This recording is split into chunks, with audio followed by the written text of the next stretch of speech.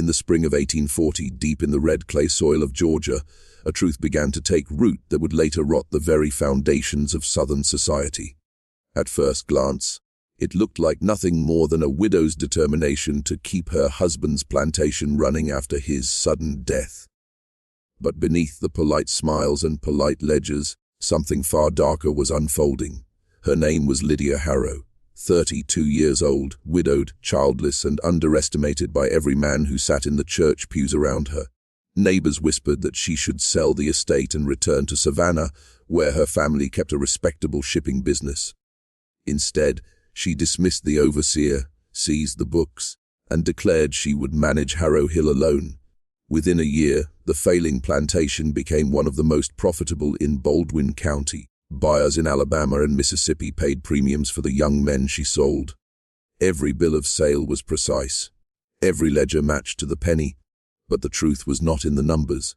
It was in the margins of those pages, where she had scrawled in her own careful hand a single phrase beside every mail she disposed of, condition verified.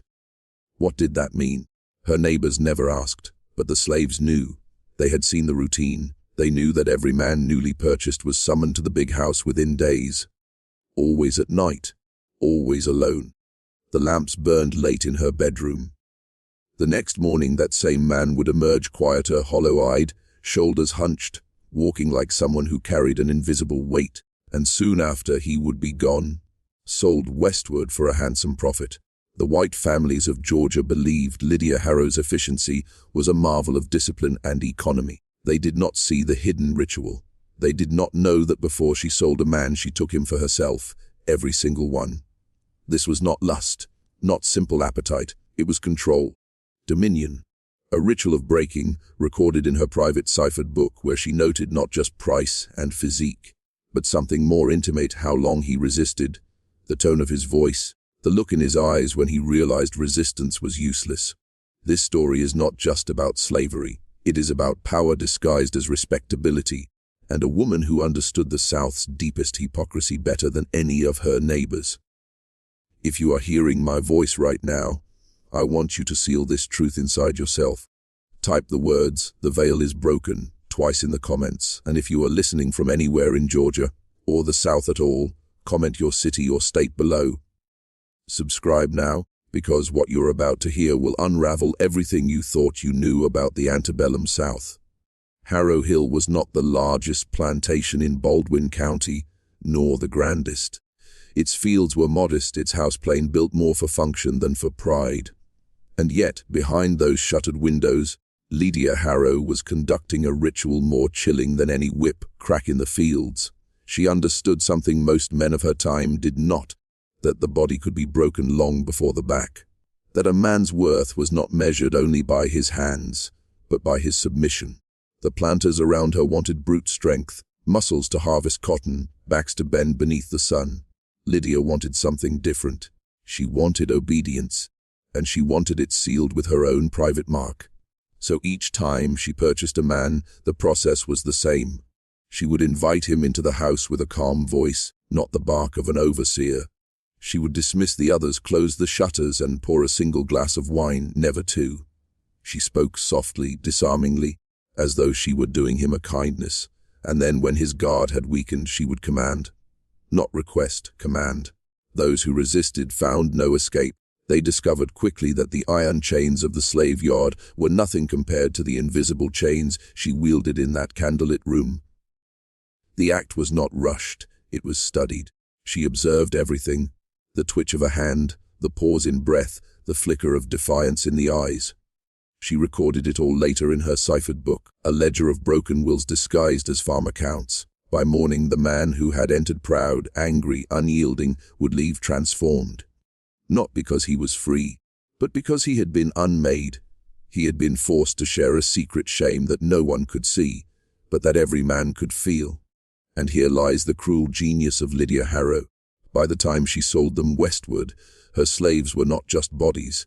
They were haunted men, burdened with a silence they could not speak, a humiliation they could not share. The buyers thought they were simply purchasing strong, compliant labor. They never knew they were purchasing souls already marked, already broken. This was Lydia's design: to profit not just from their flesh, but from their spirit, to turn men into merchandise by first making them hers.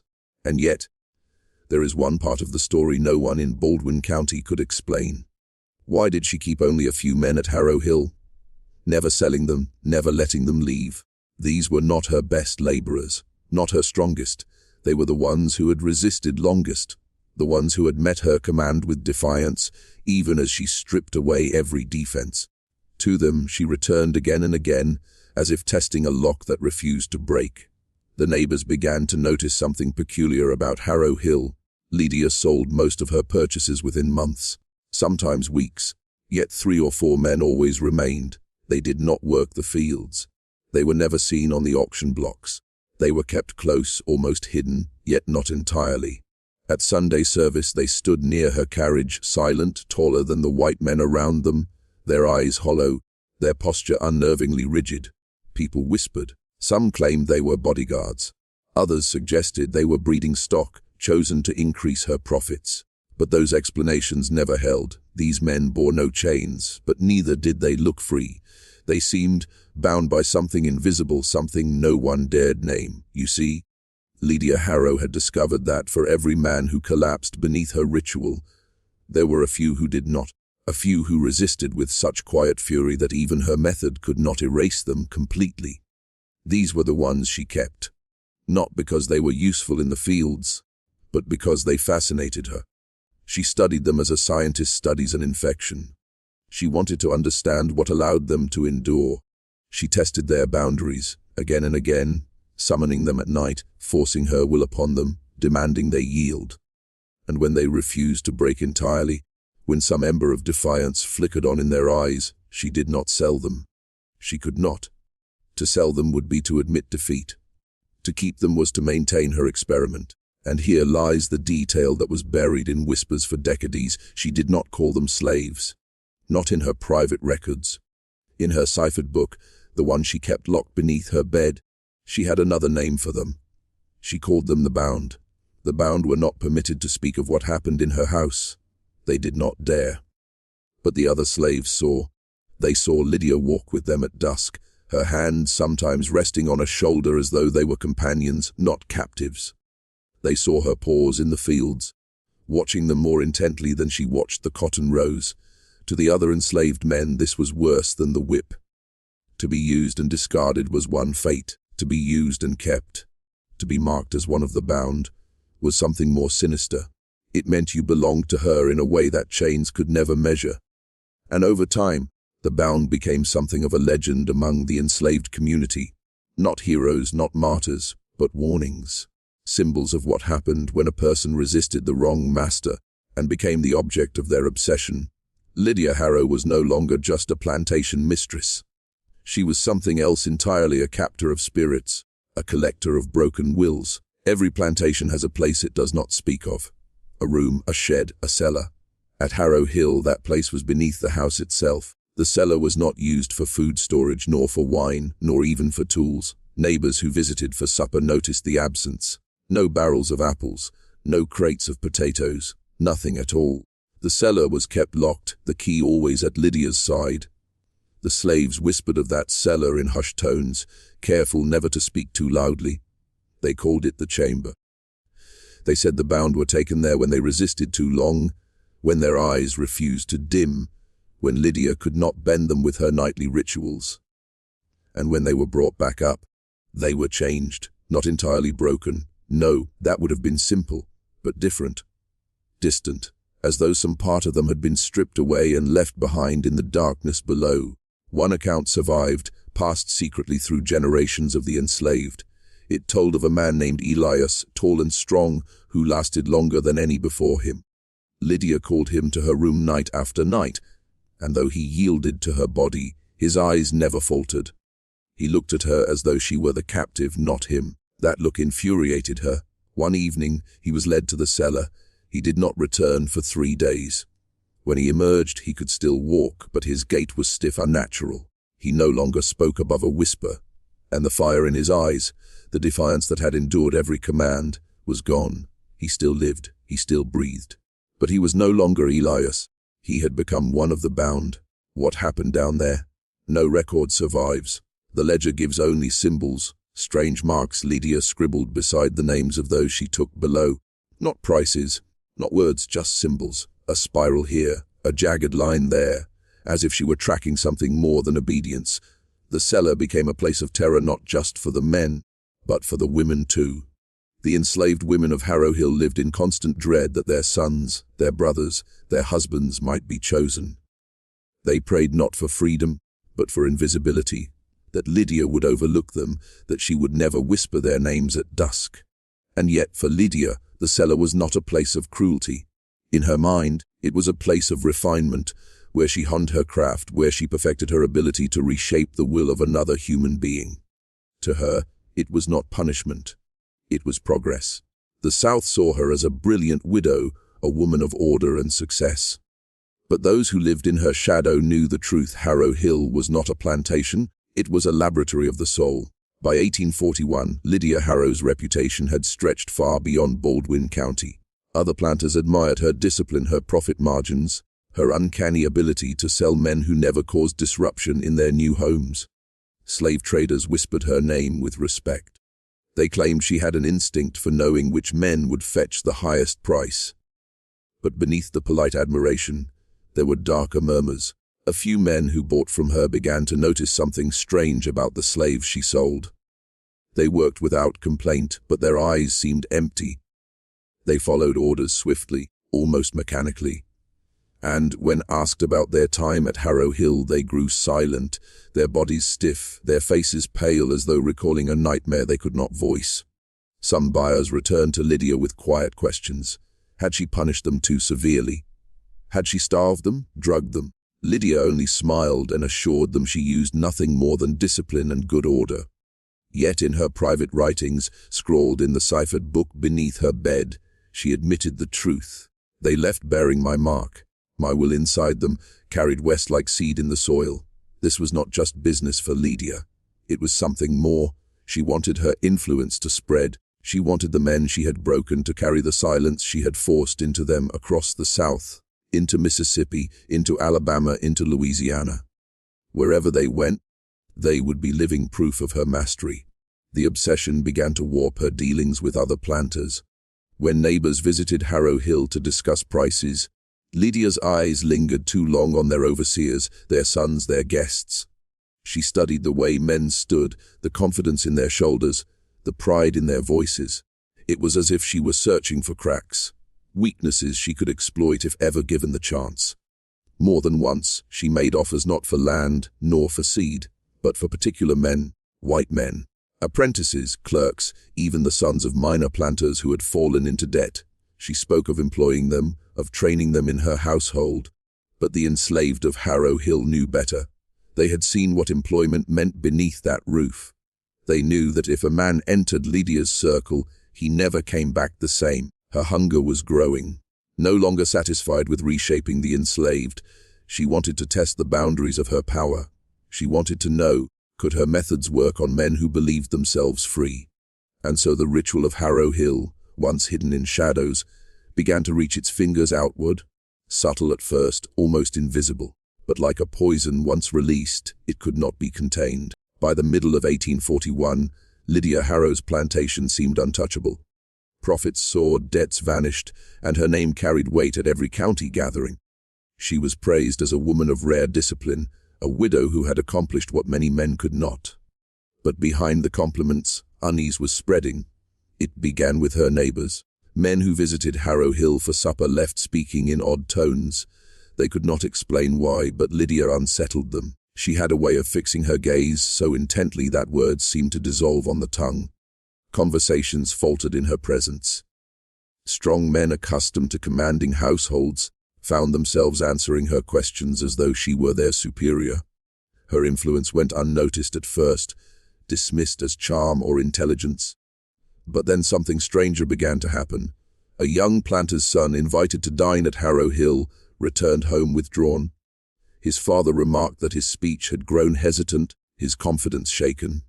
Within weeks, he refused to attend gatherings at all. When pressed, he could only mutter that Lydia had tested him. Another case followed. An overseer from a nearby estate accepted temporary employment at Harrow Hill. He lasted only 2 months. When he left, his wife claimed he woke at night in a cold sweat, whispering Lydia's name, trembling as if recalling something he could not fully remember. He could not look her in the eye again without shivering. And still, no one dared confront her. Lydia was a widow, yes, but also a wealthy landowner. To accuse her openly would require proof, and there was none. The men she touched could not describe what had been done to them. They only carried the silence, the same hollow silence that marked the slaves she had sold westward. What unnerved her neighbors most was not just her effect on men, but her apparent lack of fear. At gatherings, she stood straighter than the planters around her, her voice steady, her gaze unflinching. She spoke of props, of trade, of profits, but her tone carried something beneath the words, an authority that reached deeper than money. The whispers grew louder. Was she practicing some hidden art? Had she been taught by her late husband, or by someone else entirely? Why did every man who entered her orbit emerge weaker, quieter, changed? The enslaved knew the answer, though they did not speak it aloud. They had seen her methods. They had felt her power. And they feared that the walls of Harrow Hill were no longer containing it. Because once Lydia discovered she could bend the will of men who believed themselves free, she no longer cared about concealment. She had crossed a line, and from that moment forward, Harrow Hill was not just a plantation, it was a contagion. The planters of Baldwin County were not accustomed to being challenged, least of all by a woman. Yet by 1842, Lydia Harrow had begun to do precisely that. She no longer played the grieving widow, no longer sought approval through politeness. Instead, she started to assert herself in ways that left even seasoned men unsettled. At county gatherings, where men debated cotton prices and land boundaries, Lydia no longer sat silently at the edge. She interrupted, she corrected. She offered figures and facts with such precision that her opponents could find no rebuttal. Men twice her age faltered beneath her voice, their arguments unraveling before the steady cadence of her words. At first they laughed it off. A clever woman, a curiosity, nothing more. But then something else began to happen. When Lydia spoke, men listened, more closely than they should have. When she fixed her gaze on them, they hesitated, stumbling in their replies, their authority dissolving. Afterward, some admitted they could not remember what they had meant to say, as though her presence had hollowed out their thoughts. This was no accident. Lydia had grown bolder. She was practicing in public what she had perfected in secret. The same techniques she had used in the candlelit bedroom and in the cellar of Harrow Hill were now being tested on men of standing, men with reputations to guard. She was no longer content to dominate the enslaved. She wanted to prove that her power could reach anyone. Her neighbors began to dread her invitations. Yet still, they came, out of politeness, out of curiosity, out of fear of offending her. And each time they left changed. Some quieter, some paler, some strangely protective of her, as if she had planted something inside them that made them unwilling to speak against her. The enslaved saw it first. They whispered that Mistress Harrow no longer needed chains, that her voice was the chain. Her eyes were the shackle, and the bound those men she kept closest had become proof of her mastery. They followed her silently, always near, always watchful. Not as guards by force, but as shadows compelled by something deeper. By 1842, Lydia Harrow was no longer just a wealthy widow. She was becoming a force in the county, a presence that unsettled men of power, a woman who could enter a room full of masters and leave with every one of them uncertain of their own strength. And though no one dared speak it aloud, a question began to ripple beneath the polite surface of Southern society. If Lydia Harrow could do this to men of standing, what else was she capable of? By late 1842, whispers about Lydia Harrow had grown too loud to ignore. In taverns, men muttered about her natural authority. At church, women cast suspicious glances, whispering that she was no true Christian widow, but something darker, something tainted. Yet what unsettled Baldwin County most was not just gossip. It was the silence that followed it. No one dared confront her directly. Those who tried found themselves faltering, their accusations melting into stammered apologies beneath her calm gaze. It was the church that moved first. The local pastor, Reverend Clark, preached against her one Sunday. never naming her outright but speaking of widows who wield ungodly power over men. The congregation knew exactly whom he meant, but when Lydia attended service the following week, dressed in black silk, her head bowed as though in humility, something remarkable happened. The Reverend stumbled over his own sermon. His words grew tangled, his voice shook, and by the end his rebuke had transformed into praise. He left the pulpit pale, sweat dripping down his face, unable to explain why he had lost his place. Whispers turned to fear. Had she bewitched him? Had she bent even the man of God to her will? Then the county court began to take notice. A dispute arose over land boundaries, Lydia versus a neighboring planter. It should have been a simple case. She was outnumbered, her claim weak. But when she stood before the magistrate, calm and unyielding, the decision inexplicably turned in her favor. The planter stormed from the courthouse, cursing under his breath that the judge had been led like a mule. Behind closed doors, officials wondered if Lydia had cultivated influence through money, threats, or something far stranger. They watched her carefully, but she left no traceable evidence, no scandal that could be written down.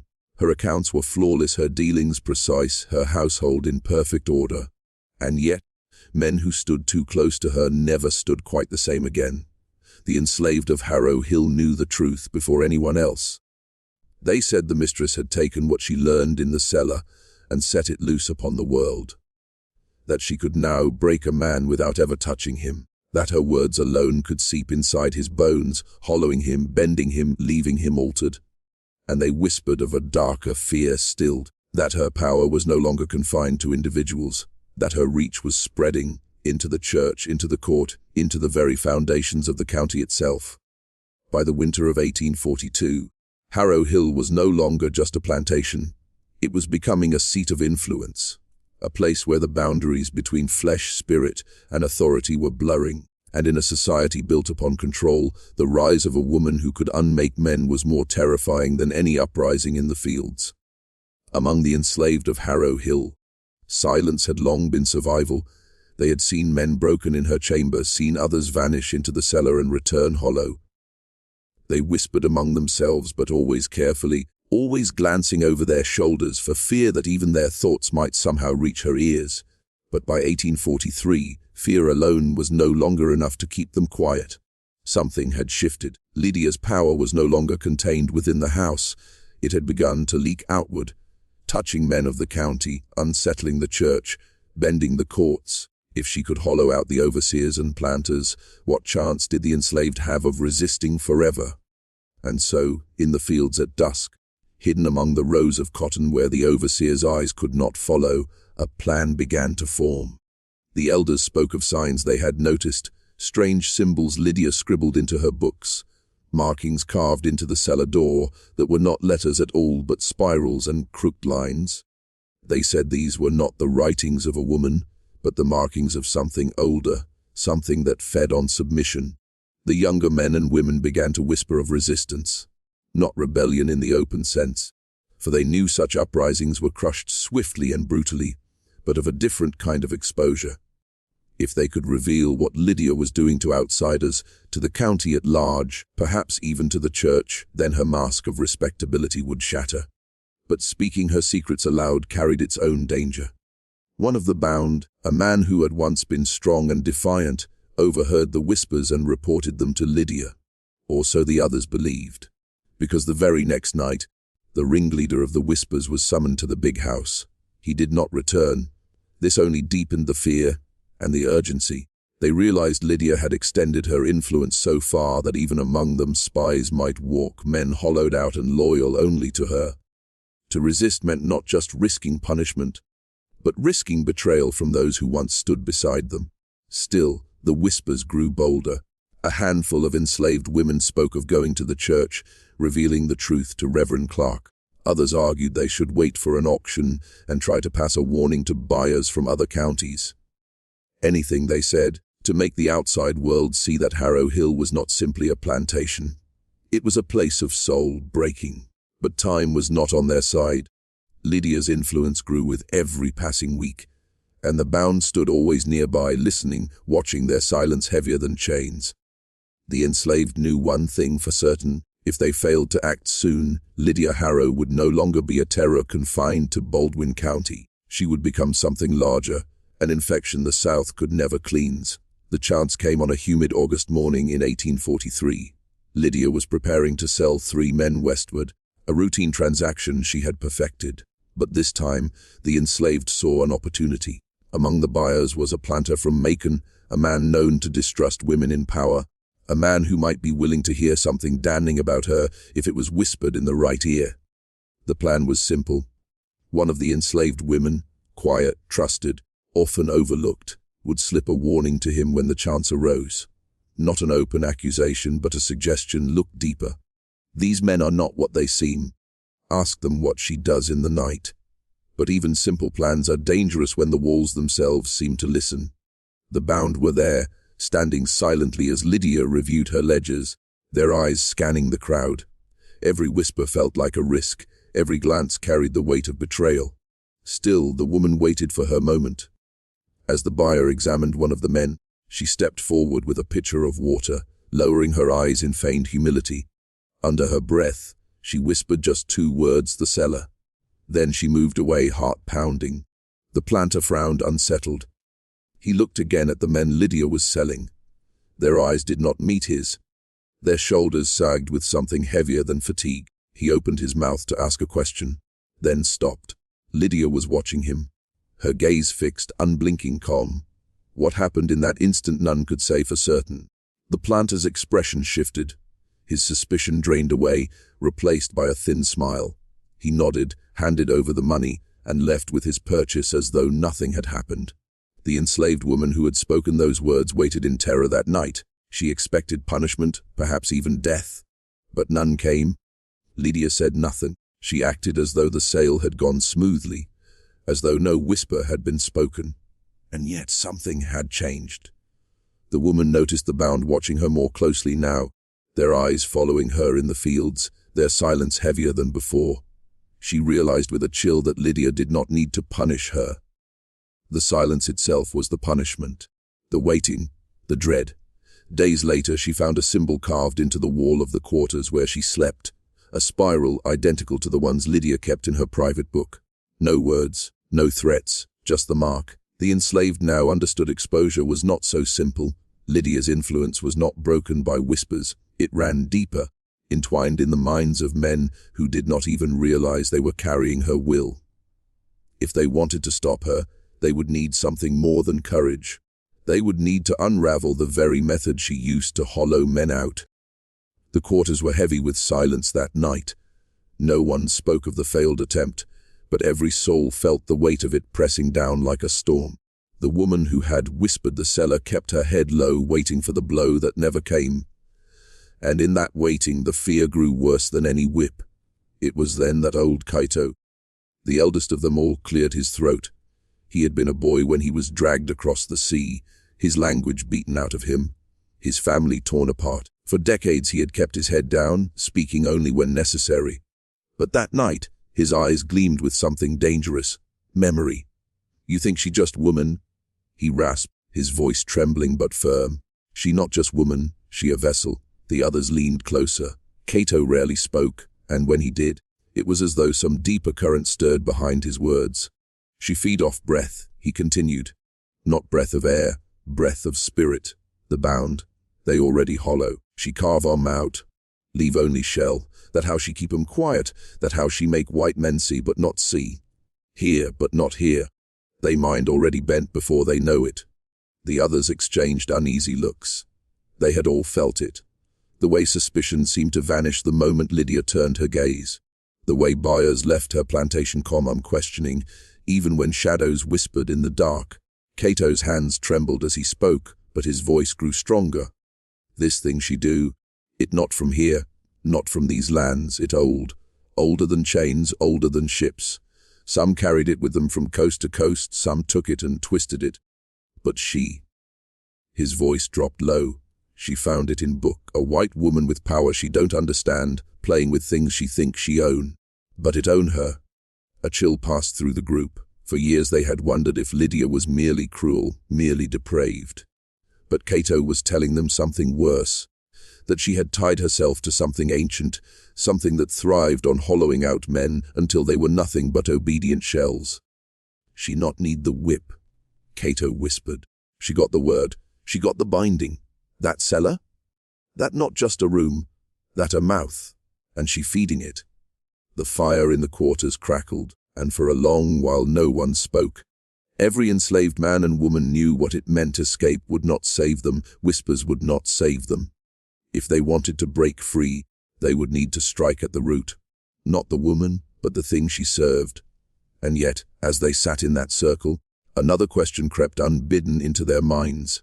One they dared not speak aloud. What if Lydia wasn't serving it? What if Lydia was becoming it? The cellar at Harrow Hill had always been a place of fear. Stone walls slick with moisture, the air heavy with mold and candle smoke, chains bolted to the floor like veins sunk into the earth itself. But in 1843 that cellar changed. It ceased to be a chamber of punishment and became something far darker, a sanctuary for ritual. Lydia no longer entered it alone. The bound accompanied her, their faces vacant, their bodies stiff as if pulled by strings unseen. She positioned them in a circle, each one kneeling at precise angles, their eyes fixed forward but unseeing. She marked the floor with chalk, careful geometric designs that echoed patterns no slave had ever seen in a church, yet felt sickeningly familiar in some forgotten part of the mind. And then she began to speak. The words were not English, not Latin, not anything the quarterfolk recognized, but the sounds wormed into the ears of the enslaved who listened from above, shivering as the syllables seemed to vibrate the floorboards. The bound trembled as she spoke, their jaws slack, their breaths uneven, as though the very sound of her voice hollowed them out further. One by one, they began to falter. Elias, the strongest of the bound, convulsed so violently that his teeth shattered against stone. Another tore at his own chest as though trying to claw something out of his ribs. But Lydia did not flinch. She pressed on, her voice rising, her body swaying like a woman lost in ecstasy. And then the air changed. Those who listened from above felt it first. The cellar no longer smelled of earth and mildew, but of copper and smoke. The walls seemed to hum. Some swore the boards beneath their feet grew warm, as if the ground itself was drawing breath. Suddenly, one of the bound collapsed. His eyes rolled back, and from his mouth poured a low, guttural moan that did not sound like any man. The others joined him, voices spilling into the chamber in perfect, unnatural unison. Their bodies rocked in rhythm with Lydia's words, as though she had tuned them into instruments of her will. What the enslaved saw that night, through cracks in the floorboards, was enough to make them choke back screams. Lydia's face no longer looked entirely her own. Her features stretched. Her skin shimmered as though light bent wrong across it. And her eyes, God help them, her eyes seemed to blaze with something not human. The ritual ended with silence so complete it felt like the earth itself had stopped. One bound lay lifeless, his body discarded like an empty husk. Lydia stepped over him without pause, her skirts trailing through the chalk markings, her breathing calm, her expression serene. She had tested her power, and the cost did not matter. For Lydia Harrow had discovered something the enslaved now feared more than death itself. She could feed on the souls of the living. By the summer of 1843, Baldwin County was not the same. Something subtle, something unspoken, began to gnaw at its core. At first it showed itself only in whispers, in the way planters avoided the subject of Harrow Hill at gatherings, or how preachers stumbled when Lydia's name was mentioned in prayer. But beneath the surface the change was undeniable. Men who visited Harrow Hill returned altered. Their wives noticed first. A husband would come home from a meeting with Mistress Harrow quieter than usual, distracted, his eyes unfocused. Some grew strangely protective of her, speaking of her intelligence, her refinement, her modern ideas, as though repeating lines planted in their mouths. Others suffered night sweats, their sleep plagued with murmurs in a tongue no one recognized. It did not stop with the men. Even the enslaved from neighboring plantations began to mutter of strange happenings. Horses bolted without cause near Harrow Hill's boundaries. Dogs whined at the mere mention of its mistress. Children claimed to see shadows move across the fields long after dusk, gliding shapes that left no prints in the soil. And then came the first real crack in the silence. A planter named Thomas Greeley attended a supper at Harrow Hill and returned 3 days later, pale and trembling. He spoke to no one, ate nothing, and refused to leave his house. His wife begged him to explain, but all he managed was a single phrase, whispered again and again until his voice broke. "The cellar has no bottom." Not long after, Reverend Clark himself visited Lydia, demanding answers about the rumors of her natural rights. He returned to his pulpit the following Sunday, his voice steady, his sermon full of fire.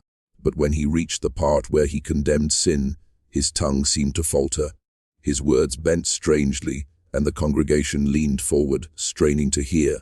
Some swore he was no longer speaking scripture at all, but some other text entirely, syllables that pulled at the edges of the mind. When asked afterward what he had meant, Clark's eyes glazed over. He could not recall. Something was moving outward, rippling through the county, bending voices, bending minds.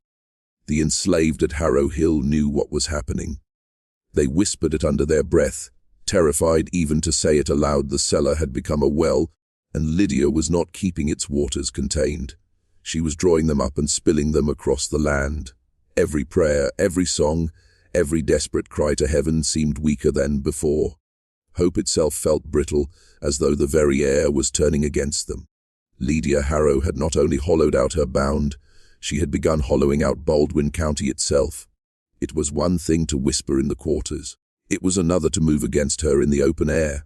But to act within the cellar itself, that was unthinkable.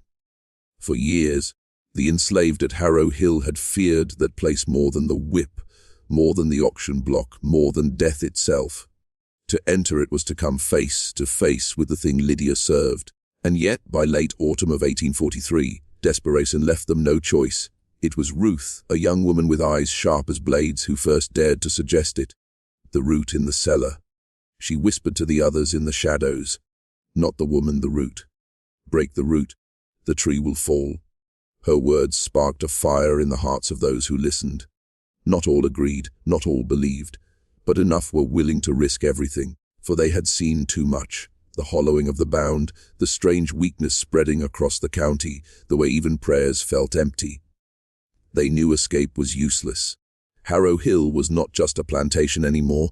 It was becoming a mouth swallowing everything around it. One moonless night, 4 of them slipped into the cellar. They moved quietly, knowing the walls themselves might betray them. Old Cato was among them, clutching a pouch of herbs he had kept hidden for decades. He muttered under his breath, not in English but in fragments of the tongue stolen from him long ago. A language meant to bind, but in his hands turned to resist. What they found in the cellar stopped their breath. The chalk markings Lydia had drawn were still there, only now they pulsed faintly as if alive. The circle was smeared with dark stains that were not only blood but something thicker, something that gleamed in the candlelight with a sickly sheen. The body of the bound who had died weeks earlier was gone, but in its place was a depression in the floor, as if the stone itself had sunk inward. They began their work quickly. Ruth scattered the herbs across the markings. Another poured salt in jagged lines to break the symmetry of Lydia's designs. Cato pressed his trembling hands to the stone and prayed, not to the God the white preachers spoke of, but to the ones whose names he had not uttered in 40 years. The air grew heavy at once. The candles guttered. A low groan seemed to seep up from the earth, as if the cellar itself were waking. And then a scream, not from any of them but from the walls themselves. The stone vibrated, and for a moment it felt as though the entire house above might collapse. The herbs burst into flame, the salt scattered, and a shadow coiled out of the floor like smoke, circling them with speed impossible to follow. One of the 4 was caught before the others could move. His body stiffened, his eyes went wide, and in a heartbeat he crumpled, lifeless, on the stone. The others pulled back in horror, knowing they had touched something they could not yet destroy. They fled the cellar, hearts pounding, breath torn ragged from their lungs. That night they learned a terrible truth. The root could be wounded, but to kill it, they would need more than courage. They would need a sacrifice greater than any they had imagined. The morning after the cellar was defiled, Harrow Hill awoke to silence. No whip cracked, no orders barked, no bound shuffling through their usual paths. Instead, Lydia Harrow emerged from her house dressed in black silk, her face calm, her hair pinned with precise elegance. She did not look furious. She looked serene. And that was the most terrifying part. The enslaved were summoned to the yard. Men, women, children. Every soul was gathered beneath the sun, their backs slick with fear. The bound stood behind Lydia, vacant as ever, though their movements seemed slower, their bodies trembling faintly, as if the sabotage had unsettled more than just chalk and symbols. Lydia's voice carried across the yard smooth as oil. "Last night," she said, "something was attempted in my house. A trespass against me, against the order I have built." She paced slowly, her skirts brushing the dust, her eyes moving from face to face as though she could see straight into their thoughts. "This place is not like others. This place is not to be touched by hands that do not understand." She stopped, her gaze settling on the crowd, and for a long, unbearable moment, no one breathed. Then she lifted her hand. The bound moved forward. They dragged the lifeless body of the man who had fallen in the cellar and laid him at her feet. His eyes were wide, his jaw locked open as though frozen mid-scream.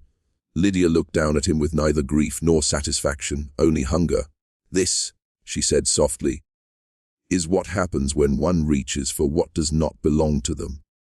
The well beneath this house does not forgive." And then she did something none of them would ever forget. She knelt beside the corpse, cupped his face in her pale hands, and pressed her lips to his.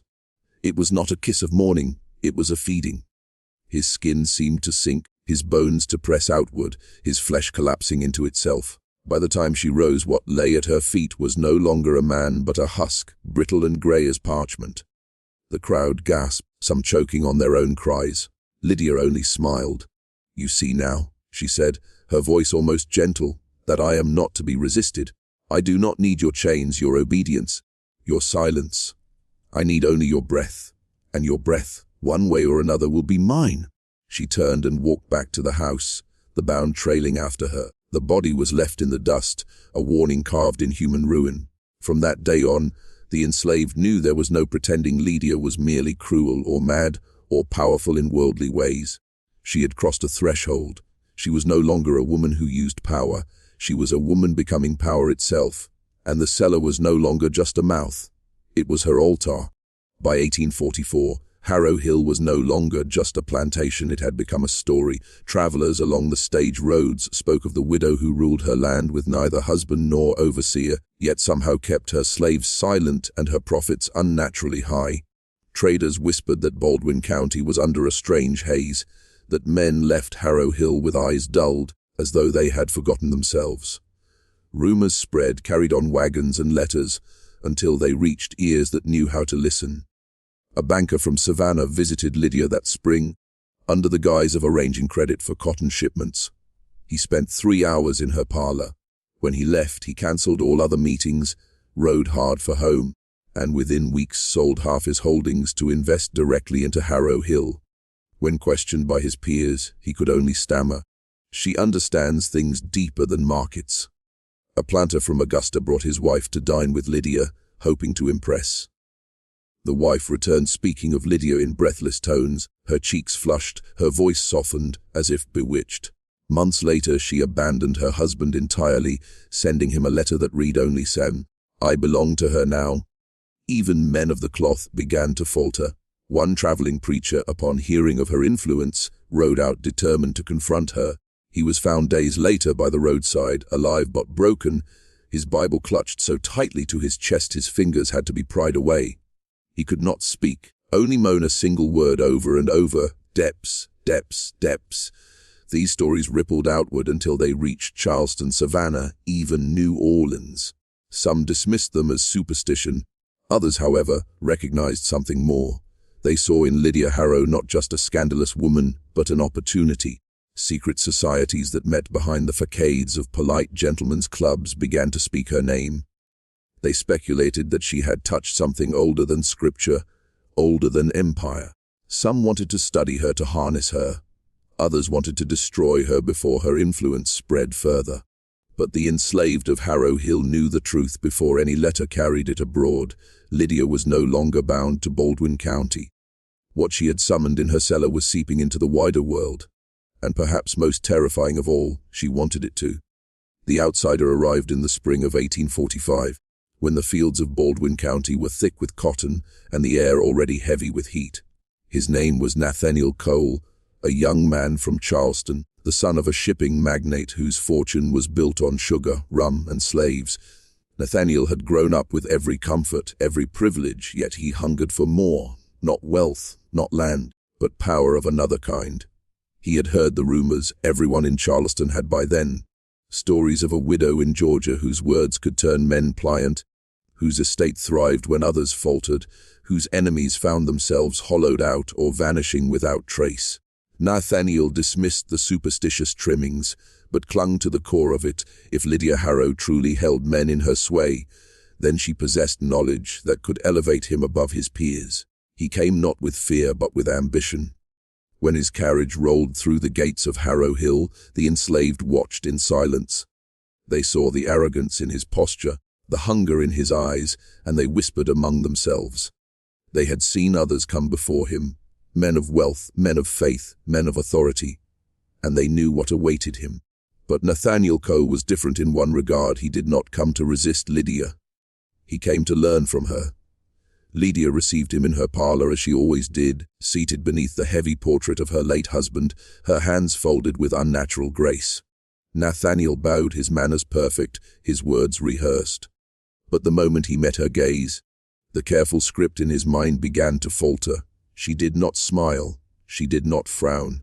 She simply looked at him, and in that gaze was something that stripped away his performance, leaving him bare. Nathaniel's throat tightened, but he forced himself to continue, speaking of investments, of philosophy, of the deeper forces that move men. At that, Lydia tilted her head. "You have come to drink from a well," she said softly. "But are you certain you wish to swallow what rises from its depths?" Her words unsettled him, yet thrilled him all the same. He answered boldly yes. That single word sealed his fate. From that day forward, Nathaniel Cole was seen often at Harrow Hill. He shadowed Lydia like an apprentice shadows a master. He studied her methods, listened to her strange cadences, observed the bound with both horror and fascination. The enslaved watched him carefully, wondering if he might one day betray her, or if, in truth, he had already been claimed. For though Nathaniel came seeking secrets, the truth was clear to all who looked into his eyes. Lydia Harrow was not teaching him. She was remaking him. Nathaniel had thought himself prepared. He had read forbidden books in Charleston libraries, whispered with men who called themselves philosophers, but were really dabblers in shadows. He believed himself hardened against fear, eager to step beyond the veil of ordinary power. But nothing prepared him for the night Lydia led him into the cellar. She gave no warning, no explanation. One evening, after a long supper in which she said almost nothing, Lydia rose from the table and beckoned him to follow. Down into the earth they went, past the damp stone, past the chains rusting into the floor. The bound were already there, kneeling in a circle, their eyes unfocused, their mouths slack. The air was heavy, almost liquid. The chalk marks on the floor glowed faintly, as though the stone itself was breathing. Nathaniel's heart raced, but he forced himself to remain still, to watch. Lydia stepped into the circle, her movements deliberate, her hands gliding through the air as though tracing invisible lines. Then she began to speak. The words made no sense, yet they burrowed into Nathaniel's skull, pressing against his thoughts until he felt them bend. His vision swam. The bound trembled in rhythm, their bodies rocking, their voices spilling out in guttural echoes of her chant. And then it began. The floor pulsed. That was the only way Nathaniel could describe it. The stone itself seemed to swell and contract like flesh, as though something beneath was alive. He staggered, clutching the wall, his throat dry. The bound began to weep, not with sorrow but with blood, tears streaking red down their faces. One of them collapsed, convulsing violently, his chest arching upward as though pulled by unseen strings. From his mouth poured not words but a sound, a long, low moan that vibrated in Nathaniel's bones. Lydia knelt over him. She pressed her palm to his forehead and her lips to his chest. And then, before Nathaniel's horrified eyes, she drew something out. It was not breath. It was not soul. It was essence. A lightless vapor. a sliver of something that looked alive yet dead at once, writhing as it left the bound's body and entered Lydia's. The man went limp, hollowed. Lydia rose radiant, her skin flushed as though she had drunk fire. Nathaniel staggered forward, choking on bile. He wanted to speak, to demand explanation, but the words shriveled on his tongue. Lydia turned her eyes on him, and in them he saw not triumph, not cruelty, but hunger. "You came to learn," she said softly, her voice a caress that cut like a blade. "But learning is not watching. Learning is partaking." Nathaniel's chest constricted. He realized with dawning terror that Lydia had never intended to share her power. She intended to feed him to it. The enslaved who listened from above would never forget the scream that tore through the cellar that night. It was not the scream of a man dying. It was the scream of a man realizing too late that he was being unmade. And by morning, Nathaniel Cole was no longer a guest at Harrow Hill. He was one of the bound. By the end of 1845, Harrow Hill no longer fed only on silence and secrecy. Lydia Harrow had grown bolder, her hunger sharper, her reach stretching beyond the boundaries of her plantation. What once required the shadows of her cellar was now being tested in parlors, in chapels, in public halls where men gathered, never realizing they were walking into her snare. It began with supper parties. Lydia invited planters, merchants, magistrates, their wives and daughters. The enslaved served them wine, carried their plates, and watched in dread as Lydia worked the room. She spoke little, but when she did, the air seemed to bend. Conversations faltered, laughter caught in throats, and eyes glazed with rapture they could not name. Guests left these evenings pale, weakened, yet unwilling to admit anything was wrong. They praised her hospitality. They returned again and again, even as their health declined. Then came the church. Reverend Clark, once her faint opponent, had become her most obedient ally. Under Lydia's gaze, his sermons shifted, the word bent, scripture twisted. Where once he thundered warnings of sin, he now spoke of depth, of binding, of a covenant deeper than blood. Congregants leaned forward, entranced, murmuring amends they could not explain afterward. The enslaved in the pews shivered. They recognized those words. They had heard them in the cellar. And finally, Lydia tested her power at the courthouse. A county meeting was called, planters gathering to discuss taxes and trade. Lydia arrived uninvited, her black dress stark against the pale suits of the men. She did not speak at first, but when arguments broke out, she rose calmly and offered a few measured words. The effect was instant. Voices fell silent. Men who had been shouting moments before nodded in agreement, as though her suggestion was the most natural solution. Not one noticed that her logic was circular, her reasoning empty. They left the meeting convinced they had made their own decision, never realizing it was hers. From that day forward, Baldwin County was no longer ruled by the Council of Men. It was ruled by the unseen cadence of Lydia Harrow. The enslaved understood the danger better than anyone. They whispered of it in the quarters. She don't just want bodies now. She want crowds. She want the whole county bound. And they were right. Lydia's hunger had changed. No longer satisfied with draining one man at a time, she had begun to hollow gatherings, bending entire rooms toward her will. Each time she fed deeper, and each time she grew stronger. By the close of that year, Baldwin County was a place of strange silences. Laughter seemed brittle, prayers fell flat, and hope itself was thinning like smoke in the wind. For Lydia Harrow was no longer feeding in secret. She was preparing to feast. The night came in December of 1845 under a moon that seemed swollen, hanging low over Baldwin County like a bloodshot eye. Lydia Harrow declared she would host a grand gathering at Harrow Hill, an invitation no man dared refuse.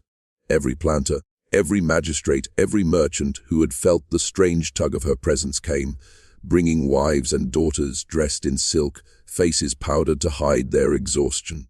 Even the Reverend arrived, his Bible clasped like a charm against something he no longer understood.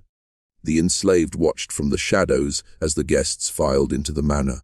They had been ordered to light every candle, to fill the air with roasted meats and spiced wine, to prepare the house as though for a wedding. But they knew what it was, not a feast, not a celebration, but a sacrifice. Inside, the air thickened as the evening wore on. Lydia did not eat, did not drink. She only moved among her guests, her fingers grazing shoulders, her voice low and deliberate. And with each word, the room grew quieter, slower, as though time itself bowed to her command. By midnight, no one spoke unless she willed it. The laughter was hollow, the smiles brittle. Men sat pale and slack-jawed, women leaned against walls with glassy eyes. A dozen conversations moved in eerie unison, repeating phrases like echoes. Then Lydia gave the signal. The music stopped, the candles flickered, the doors of the hall slammed shut without a hand touching them. And in that moment, every guest, every soul, felt the weight of something older than Lydia pressing down upon them. She began to speak, not in English, not in any tongue the guests could name, but in the guttural cadence the enslaved had heard through the cellar walls. Her voice rose and fell like waves, summoning, binding, demanding. Men clutched their chests, women sank to the floor. Some began to weep without knowing why. And then it happened. The ground trembled, the great oaks outside shuddered, their roots splitting the earth. A sound rose from beneath Harrow Hill, not wind, not thunder, but a moan vast and hollow, like the earth itself was waking from a long sleep. The enslaved fled into the fields, crossing themselves, whispering prayers, but the sound followed them. Something had been called, something too large for the house, too ancient for the county, too hungry for even Lydia Harrow. When the doors finally burst open and the night wind swept through, Harrow Hill was no longer a home. The chandeliers hung shattered. The floors ran with spilled wine that looked too much like blood. And the guests, every one of them, sat frozen, staring blankly, drained of whatever spark had once made them human. Lydia stood at the head of the hall, trembling, her black dress clinging to her frame. For the first time, her composure cracked. For the first time, her eyes widened in fear, because in summoning power enough to bind a county, she had loosed something that did not answer to her. The records of Baldwin County speak little of what followed. Families vanished, farms rotted, the church stood empty, and Harrow Hill, once the grandest estate in Georgia, became a ruin no man would claim. But those who lived long enough to tell the story whispered one last truth: Lydia Harrow had not died. She had been swallowed by the very hunger she fed. And on nights when the moon hangs swollen and low, they say you can still hear her voice drifting over the fields, calling not for men, not for crowds, but for you.